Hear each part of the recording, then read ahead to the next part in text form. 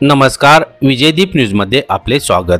धरण अपडेट अचूक माहितीसाठी आमचा चॅनल सबस्क्राइब करा। आज बुधवार 3 जुलै सकाळचे निराखोरे अपडेट।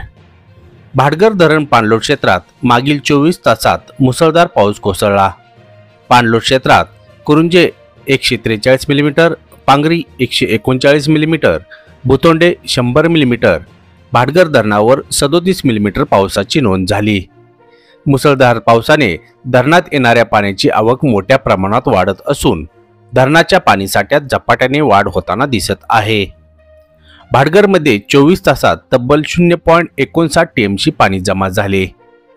मागील 2 दिवसापासून निराखोऱ्यात दमदार पाऊस सुरू आहे।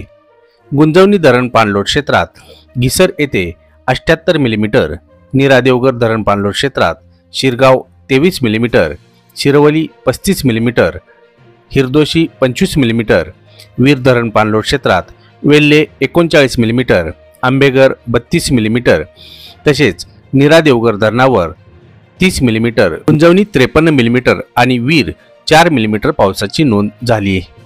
निराखोऱ्यातील सर्व धरणात मिळून आज रोजी उपयुक्त पाणीसाठा 7.86 टीएमसी असून सरासरी टक्केवारी 16.27% आहे। मागील वर्षीच्या तुलनेत या वर्षी निराखोऱ्यात आज रोजी 2.83 टीएमसी पाणीसाठा जास्त आहे।